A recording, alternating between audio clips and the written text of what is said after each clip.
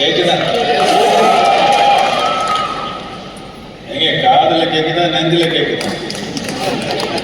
நெஞ்சில கேட்கும். என்னதுக்குன்னா நாம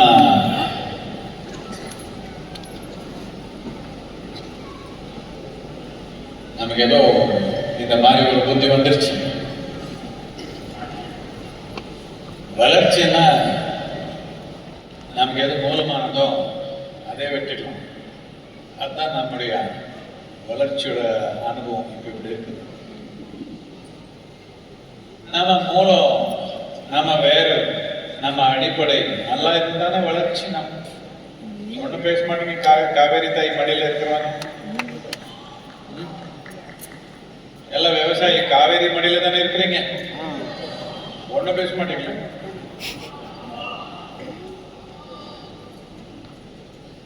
எதுக்குன்னா தேவையில்லாததுக்கெல்லாம் சண்டை போட்டுக்கிறோம். ரொம்ப தேவையானதுக்கு நின்றுக்க மாட்டோம். ஒரு பொருள் வராது வெளியா. காவேரி தாய் பொருள் கேட்டுன்னா உங்களுக்கு தெரியும், ரொம்ப பாதிப்புல இருக்கிறான்.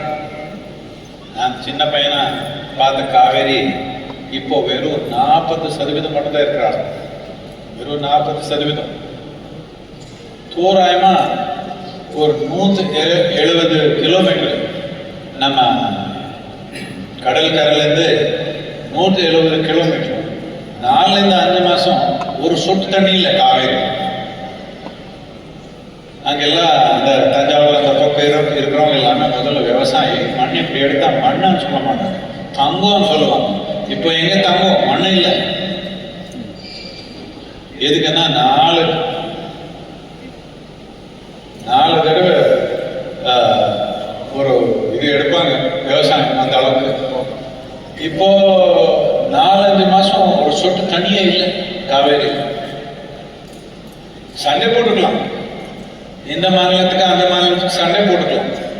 இது இப்படிதான். நான் அவர் கூட பேசுறப்ப நான் தான் சொன்னேன், இது எப்படின்னா 2 நாய் கூட எதுக்கு சண்டை போடுதுன்னா, ஒரே ஒரு எலும்பு இருக்குது, அப்போ 2 நாய் சண்டை போடுது.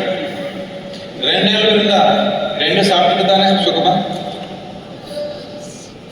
இப்போ இந்த மாதிரி பண்ணி வச்சிருக்கிறோம். இங்க வாழ்ற மக்களுக்கு தேவையான தண்ணி இல்லை. எதுக்குன்னா அப்பவே அந்த வீடியோல எல்லாம் போட்டாங்க, 87% மரங்கள் எல்லாம் எடுத்தாச்சு 70 வருஷம். இது நம்ம நாகரிகம் நினைச்சுக்கிறோம், இது முன்னேற்றம் நினைச்சுக்கிறோம். இது எப்படின்னா நம்ம கலாச்சாரத்துல ஒரு கதை இருக்கு. ஒரு ஆளு ஒரு மரத்து இது மேல, ஒரு பிரான்ச் மேல உட்காந்துக்கிறான். தப்பான இடத்துல உட்காந்துக்கிறான். மரம் இங்க இருக்குது, இவன் இங்க உட்காந்துக்கிறான். இங்க வெட்டுறான். ஜெயிச்சுட்டான்னா கீழே விழுந்துருவான். இப்ப நம்ம நிலை அப்படிதான் இருக்கு. நம்ம முன்னேற்றம் நடந்துருச்சுன்னா நம்ம கதை முடிஞ்சிருச்சு. அந்த மாதிரி முன்னேற்றம் வச்சிருக்கிறோம் நாம. இது சும்மா இது ஒரு கலாச்சாரத்துக்காக இல்லை ஏதோ கவிதை எழுதுறதுக்காக மண்ணுக்கு தாய் மண்ணான்னு சொல்லல. உணர்ந்து சொன்னோம். நம்ம உயிருக்கு மூலமானதுக்கு தானே தாயின்னு சொல்லுவோம். தூங்கிட்டீங்களா? எப்படி நம்ம உயிர் எது மூலமோ அதுக்கு தானே தாயின்னு சொல்லுவோம். தாய் மண்ணன்னு சொன்னா இது நம்ம உயிருக்கு மூலம் நம்ம புரிஞ்சுதானே சொல்லணும். சும்மா கவிதை இல்லை, இது இல்ல கதை இல்லை, இல்ல கலாச்சாரம் இல்லை. இது நம்ம உயிருக்கு மூலமானதை உணர்ந்து சொன்னதான் அது நம்ம காப்பாற்றணும். நமக்கு வந்துடுச்சு. தமிழ்நாட்டில் ஒரு செய்தி இருக்குது. என்னன்னா, காவேரி தாய் நடந்து வந்ததா வளம், ஓடி வந்த வெள்ளம். பார்த்துருக்கேன் நான். ஒரு டைம்ல பார்த்தா ஒரு சொட்டு தண்ணி இல்லை, இன்னொரு டைம்ல பார்த்தா வெள்ளம் நடக்குது. எதுக்குன்னா காவேரி தாய் நடந்து வரணும்னா பூரா வலயத்துல மரங்கள் இருக்கணும், செடி மரங்கள் இருக்கணும், புல் இருக்கணும், எல்லாம் இருக்கணும். அப்பதான் தண்ணி விழுந்தா மண்ணுக்குள்ள போய் மெதுவா வருது. இது எல்லாமே நீங்க சுற்றுச்சூழலுக்காக. நான் உங்க கூட விவசாயிக்கு எவ்வளோ கஷ்டம் இருக்கு நம்ம நாட்டில். இப்போ நம்ம நாட்டில் மட்டும் இல்லை, உலகம் முழுக்கமா விவசாயம் இருக்குது ஒரு பாடு. ஒரு சம்பத்து இல்லை, ஒரு பெருமை இல்லை, பாடுபடணும். அந்த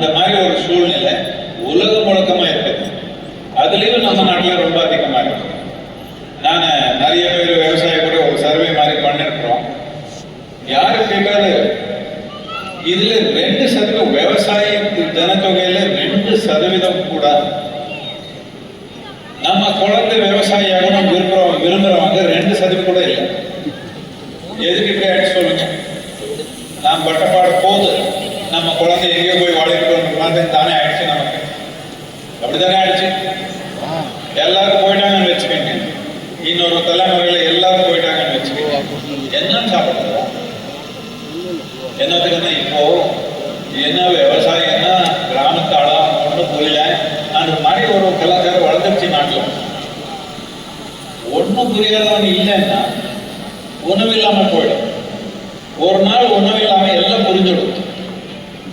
ஒரே ஒரு நாள் உணவு இல்லாம எல்லாம் புரிஞ்சிடும் தானே. இப்போ இந்த விவசாயி பார்த்தா ஒன்றும் புரியாத படிப்பு இல்லாத முட்டாள் மாதிரி இருக்கிறான். ஆனா அவனுக்கு மண்ணை உணவா பண்றது எப்படின்ற பெரிய விஞ்ஞானம் புரிஞ்சிருக்கிறான். இதை படிச்சு புரிஞ்சுக்கல, ஸ்கூலுக்கு போய் புரிஞ்சுக்கல, காலத்துல புரிஞ்சு வந்திருக்கிறான். சும்மா உட்காந்தாலே எப்படி பண்றதுக்கு இதே மாதிரி ஒரு விவாதம் நடந்திருக்குது. நான் சொன்னேன், இந்த 10 பேர் நீங்க சிஇஓ இருக்கிறீங்க, ஏதோ ஃபாரின் யூனிவர்சிட்டியில எம்பிஏ எல்லாம் பண்ணீங்க, நான் 10 ஏக்கரை கொடுக்குறேன், உங்களுக்கு நல்ல நிலம் கொடுக்குறேன், நீங்க ஒரு 5 விதமான பயிரை வளர்த்துங்க பார்க்கலாம் சக்சஸ்ஃபுல்லா. முடியாது. திருப்பி எப்படி விவசாயத்தை அறிவுன்றது விவசாயத்தை திறமைன்றது மதிக்காம நம்ம வளர்ந்து வந்திருக்கிறோம். இதுக்கு பெரிய ஒரு வேலை இருக்குது. கடைசியில நம்ம அங்க போகக்கூடாதுன்றது நம்ம உணர்வு. நீங்க எல்லாம் உறுதியா இருந்தா அங்க போக தேவையில்லை. நமக்கு எனக்கு ஒரு பெரிய அதிருஷ்டம். நமக்கு பல விதமான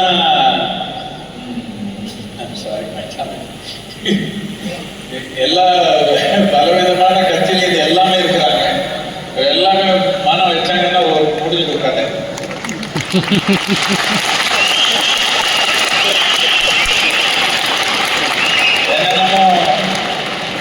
என்னென்னமோ அரசியல் இருக்கட்டும், பட் மண்ணுக்கு வந்தப்போ உணவுக்கு வந்தப்போ எல்லாம் ஒண்ணு தானே. கட்சி வச்சு என்ன பண்ணி போறோம்? எல்லாருமே ஆரம்பத்துல அரசியலுக்கு இறங்கினது ஏதோ ஒண்ணு செய்யணும் தானே எல்லாருமே இருந்தாங்க. நடுவில் அப்படி இப்படி எப்படின்னு கல்யாணம் பண்ணப்போ அப்படிதான் ரொம்ப 2 பேரும் சந்தோஷமா இருக்கணும்னு சேர்ந்தாங்க. வரும் என்னென்னமோ நடக்குது. இதே மாதிரி தான் அரசியல். ஆனா இப்ப எல்லாருமே ஒரு மேடையில் உட்காந்தாங்க. இது நம்ம அதிருஷ்டம் தானே.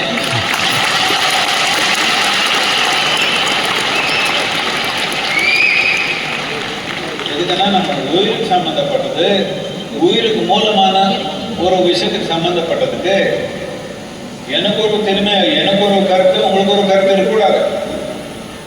வேற எதுவும் பேசிக்கலாம். நமக்கு அந்த சினிமா பிடிக்கும், இந்த சினிமா பிடிக்காது, நமக்கு இந்த கட்சி பிடிக்கும், அந்த கட்சி பிடிக்காது, இதெல்லாம் வச்சுட்டு நினைக்கும்.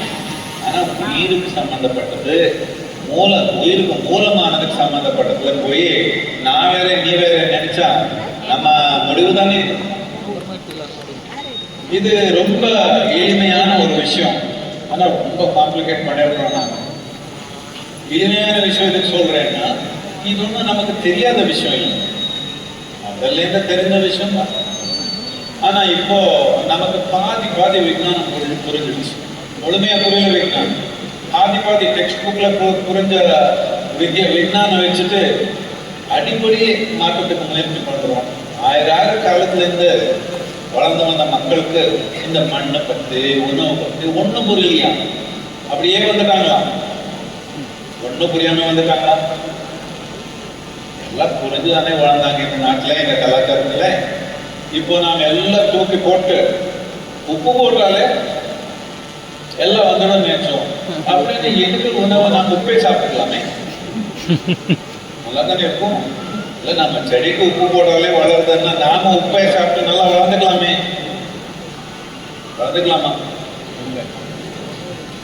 ஏதோ கொஞ்சம் போட்டுக்கலாம், அதே போட்டு ஆகும். இப்ப அந்த மாதிரி நிலைக்கு வந்திருக்கிறோம். இதுக்கு பல காரணங்கள் இருக்குது, அதுக்கெல்லாம் நான் போகல. இப்போ நமக்கு ஏதோ இந்த வேலை நடக்கணும்னா சரியான முறையில இது நம்ம விவசாய அமைச்சர் இருக்கிறாங்க, அவருக்காக நல்லா சொல்லிட்டாங்க, நான் என்ன வேணாலும் செஞ்சு கொடுத்துடுவேன்னு. ஆனால் அவருக்காக நான் ஆங்கிலத்தில் பேசுகிறேன். முக்கியமானது என்னன்னா, அவர் அப்பவே சொல்லிட்டாங்க, இது மாற்றிடலாம். இதுக்கு இங்கே வர்றதுக்கு முன்னாடி நான் அவர் கூட பேசினேன். அவர் புரிஞ்சுட்டு அப்பவே சொல்லிட்டாங்க, என்ன இந்த ஃபாரஸ்ட்ன்றது விவசாயம் ஏற்படும். ஃபாரஸ்ட்னா என்ன பண்ணாலும் தடுக்கணும். ஃபாரஸ்ட் காப்பாற்றணும்னா, காடு காப்பாற்றணும்னா என்ன பண்ணணும்? அந்த ஃபாரஸ்ட் டிபார்ட்மெண்ட் அவர் என்ன பண்ணணும்? யாரை எது பண்ண போனாலும் தடுக்கணும். அவர் தானே, அதுதானே அவருக்கு வேலை, அதுதான் அவருடைய வேலை. விவசாயம் என்ன பண்ணணும்? தடுக்கணுமா? ஆனா இப்போ விவசாயம் தான் தடுக்கிற மாதிரி ஒரு பலவிதமான இது வந்துருச்சு. இது நாம தோராயமா 18 வருஷத்துல இருந்து முயற்சி பண்ணி இந்த கர்நாடகத்துல நிறைய மரங்கள் எல்லாமே நீங்க வளர்த்தனால் உங்க ஜமீன்ல நீங்க வெட்டு உபயோகப்படுத்த முடியாது. எதுக்கு வளர்த்த போறீங்க? நீங்க வளர்த்த மரம் நீங்க உபயோகப்படுத்த முடியாதுன்னா நீங்க வளர்த்த போறீங்களா? நீங்க வளர்த்த பயிர் நீங்க சாப்பிட முடியாதுன்னு நீங்க வளர்த்த போறீங்களா? அந்த அளவுக்கு புரியல நமக்கு. இந்த மாதிரி ரூல்ஸ் எல்லாம் பண்ணிட்டோம். இது என்னன்னா, அந்த பிரிட்டிஷ் காலத்துல பண்ண ரூல்ஸ் அப்படியே தள்ளி வந்துட்டோம். இப்போ கொஞ்சம் மாறி இருக்குது. அப்படி இருந்தாலும் இப்போ ஒரு சாண்டல்வுட்டோ இல்லை ரெட் சாண்டலோ வளர்த்தணும்னா அதுக்கு என்னென்னமோ ரிலாக்ஸ் பிரச்சனை இருக்குது. இப்போ அந்த எக்ஸ்போர்ட் ரூல்ஸ் எல்லாமே இப்போ 2017 ஏதோ ரிலாக்ஸ் பண்ணாங்க. இதனால 6 வருஷத்துல தோராயமா 1.5 கோடி மரம் வச்சிருக்காங்க விவசாயம் ரெட் சாண்டல். இந்த காவேரி கூக்குரல் என்ற இயக்கத்துல தோராயமா 13 கோடி மரங்கள், உயிரோடு இருக்கிற மரங்கள் வச்சிருக்காங்க. இது 13 கோடிங்கிறது பெரிய ஒரு நம்பர் மாதிரி தெரியுது. ஆனா அப்படி இல்லை. என்னதுன்னா, இது தோராயமா 83,000 கிலோமீட்டர்ஸ் இருக்குது, ஸ்கொயர் கிலோமீட்டர்ஸ் இருக்குது காவேரி பேசின். இதுல மினிமம் ஒரு 3ல் ஒரு பாகம், கரெக்ட், 1/3, 3ல் ஒரு பாகம் ஆனாலும் செடி மரங்கள் இருக்கும். அப்படின்னு எல்லாம் காடு வளர்த்துக்கலாமா? அப்படி இல்லை. விவசாயம், மர விவசாயம் பண்ணிக்கலாம். இதுக்கு வாய்ப்பு இருக்குது. நிறைய பேர் இது பண்ணி பொருளாதாரத்தை ஒரு வெற்றி பட்டிருக்காங்க. முக்கியமானது நான் என்ன கேட்டுக்கிறேன்னா, நான் அவருக்கு ஆங்கிலத்தில் சொல்லிடுவேன். என்ன டிரான்ஸ்லேஷன்ல அவர் வேற எதுவும் சொல்லிட்டேன்.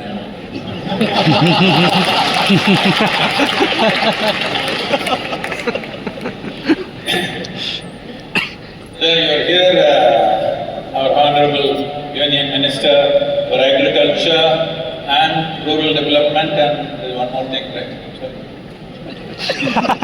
Land resources. This is the most important ministry, if you ask me, for this country, because more than 50% of the people are engaged in agriculture. There are over 460 million farmers in this country. Unfortunately, the land holdings are very small. Unless they do something very intelligent, there is no way they can earn a living. Because the average land holding is 1 hectare, which is 2.25 acres. Such small land holding, if they have to make a living, if they have to feed their children, if they have to raise their children or future citizens of this country, it's extremely important that there must be tree-based agriculture, because if there are no trees, there is no any kind of exigency. I know we are talking about agricultural insurance and this and that. The tree is the insurance for the farmer. If there is a tree, his life is insured. If there is tree, the economic structure is insured. Especially if there are high-value trees, it will be insured. This is very, very important. Always farmers understood this traditionally, but all this has been uprooted in the last 40 years' time. It's time to put it back. It is time to bring back liveliness into our soil, because the minimum organic content that is necessary to call soil as soil, according to United Nations standards, is 3% organic content, which is the minimum. The shame in this world is not a single country, not even one country in the world has an average of 3% in their soil. The highest is 2.4% in the northwestern Europe. Southern Europe is 1.1%. United States is 1.25%. India is 0.62%. Anywhere below 1% is considered desertification. We are in the process. Africa, unfortunately, is 0.3%. The desert is spreading. Just look it up on the Google map. Don't go by what I'm saying. First Google map was published in 2003, 2004. Look it up, and today, 2025, look it up. The desert has grown more than 10 to 15% in a matter of 20 years. 15% extra desert has grown in African continent. It's going south. The rich lands are becoming deserts. So for you to understand, I'm just saying, will you believe me if I say, about 8,000 years ago, Saudi Arabia was a lush green rainforest. Will you believe me? And it was. So now it is a harsh desert. I'm saying that is how things will change. But the land is rich. Still in this place the land is rich. If we make up our minds today, if the government policies assist this, in a matter of 15 to 25 years, it needs a commitment like that. This is not a one-day slogan shouting kind of movement. This is a lifetime commitment. If that commitment is not there, we can't turn this around. It's extremely important because the southern rivers, the northern rivers are largely ice-fed.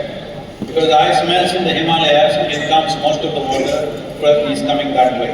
The southern rivers are entirely tree-fed. If there are no trees, there will be no river. This is the reality. Right now, the South Indian rivers are still flowing only because we had the good sense to preserve the Western Ghats. If we had taken away the forest from the Western Ghats, there would not be Kaveri. For the first time, I have grown up around Kaveri. Almost for 5 years, almost every day I swam in Kaveri. And it was something else for me, not like a river, it was really like a mother. The last time when we went there, I saw for the first time Kaveri's brown in Mysore. Never in my life I've seen Kaveri, a brown Kaveri. What does brown Kaveri mean? Brown Kaveri means the Kodagu, the pool. It is all coming to Mysore. From Mysore it will go to the ocean like this one. The soil is going away because we pulled out the trees. The soil is going away in the river. Once this happens, we cannot reverse it. If it happens in a significant way, we cannot reverse it. If we have any love for our children, the most important thing is we preserve the soil of this country. Preserving the soil of this country will not happen without trees and animals on the agricultural lands. Both trees and animals are equally important. If they don't happen, it means we will leave a barren land. As it is, we have a challenge. That is, we have 17.6% of the world's population and 4.2% of the world's land. So there is a serious challenge already. We are 5 times old. In this, if we don't do the right things, it just shows we have no concern for future generations. I am sure the dearest thing in your life are your children. Hello? Yes. வாழ்க்கையில் உங்கள் குழந்தைன்னு உங்களுக்கு ரொம்ப பிரியம் தானே? அப்படி இருந்தா மண்ணு காப்பாற்றாம என்ன குழந்தை பற்றி வாழ்றீங்க? மண்ணு காப்பாற்றாம எங்க இருக்குது அவருக்கு வாழ்க்கை? அமெரிக்கா அனுப்பிடலாம்னு நினைச்சிருக்கீங்களா? அவர் பார்த்தீங்களா சொன்னாங்க கொடுக்க மாட்டேன் விசா உங்களுக்கு. எப்ப வேணாலும் ஓட்டுவாங்க. நம்ம நாட்டுல நம்ம நல்லா நன்மையா இருந்தாதானே நமக்கு நம்ம நாடு. இங்க நன்மை இல்லாம எல்லாம் ஓடி போகணும்னு நினைச்சா எந்த மாதிரி நாடு? So I request the Agriculture Minister and all the other dignitaries who are here Two of them are in the parliament, some in the assembly, and one in the city. The important thing is this. Policy needs to support activity on the ground. If you can invest budget, it will be fantastic, but maybe that has got many problems. I will leave that to you, to your wisdom, but at least the policy. Let's do this, sir, I am requesting you. The farmer, whatever the hell he grows on his land should belong to him.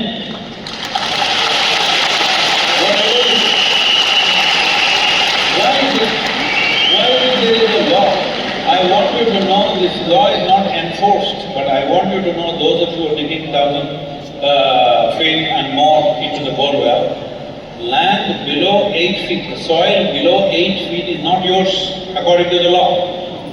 This is a British law that was made, it's still in force. I have requested the Prime Minister also many times, this law must go. If I get gold in my land, it should belong to me. You can tax me, but you can't take it away. Isn't it? Right now it is like this, if I find any wealth in my land, it belongs to the government. This is the British rule. This is not our government. So this is very, very important. Whatever is in my land should belong to me when my forefathers have owned it for 100 years or more. So except civilizational aspects, that you dug up and you found a Mohenjo-daro or Harappa or something, then it's okay, the government can enter. Any other wealth should belong to the farmer. The government, of course, according to the law, can tax, can impose this and that control. But right now it is taken away. This is I'm not talking about liberalizing agriculture. You must liberate agriculture. It's very important because if this nation has to thrive, this 55% of the population who is involved in agriculture, if they don't thrive, this nation cannot thrive. I know people in the city have access to media, they have social media, they're all talking as if they are the only people in the universe. No, the real people are in the villages of this country. The real people of this land are on the soil. Their hands are in the soil. So this is extremely important that what is grown in a farmer's land should belong to him. You can tax it, you can do this and that, as the government has its, privileges of doing those things for the larger well-being of the country. That is fine with us. But why there are laws where what is in my land belongs to the government? There should be no such law. This is not by intent. This is people who ruled us who came from outside did this law, but we are still continuing this. And the important distinction you already made, the distinction between forest and agriculture must happen. Because as you said, ranger is danger. That is only if you are Virappan. If you are an ordinary citizen, why is ranger danger not for me if I am growing trees in my land? But the ranger thinks all trees belongs to him. He need not protect my tree. He must allow me to sell it. He must allow me to monetize what is grown in my land. This needs to happen. You have already promised us, so I won't go further on this. But the important thing is we can set up a proper platform with the farmers, with all the top scientists in the world, some UN agencies, and if the agriculture ministry comes in full force, we can sit down and see what are the obstacles which are not allowing the farmer to do this on full scale. And once that is done, there is private finance. Even if the government doesn't give subsidies, there is private finance. There are a variety of ways of doing this, if only farming is liberated from all kinds of controls. We have come at an inflection point where I think as a nation, we are beginning to understand we cannot depend on any nation which calls itself your friend. There is no friend in this world, there is no enemy in this world. We have to conduct ourselves sensibly for this. Everything has to be relaxed, liberated, but farming must be liberated from all rules. Market rules are the best rules. Let the farmers grow what is best for them. What makes maximum money for them? Let them be able to sell their produce wherever they want in the world. If you do not liberate farming, being afraid of maintaining these inflation values are meaningful only for people who live in the city. I'm asking you, look at the difference between the quality of life in a reasonably good city and the village. Look at the quality of difference in quality. First of all, look at the basic life expectancy. Average life expectancy of an urban population in India has become 74 to 75. Average life expectancy of rural population is in 50s. 20 years difference. We live 20 years less simply because we're in a village. This need not be interpreted as because of healthcare. Yes, that is also a small factor, it is a factor, but it's nutrition, it's the quality of life and how they live and the hardships that they go through which does this. This has to change because this is where the country is. 55% of the country's population is in rural India, and if that, the quality of life there has to change means the investments have to move towards villages. Right now in the world, just for a statistic, 73% of the world's investment is in just about 34 cities on the planet. Can you believe this? 73% of the world's investment, trillions of dollars, is only 34 cities. The rest of the population, what is it? Majority of the population, not only in India, in the world, is largely in rural areas, but the investments are not going there. Investments are not going there because agriculture is not a lucrative process. If you make agriculture into a profitable and lucrative process, investment will naturally move there. You cannot stop it. So these laws, whatever is needed, I don't want to articulate everything here on stage, but if we sit together with your teams, we can bring in the best experts in the world and show you that this is the way to do it.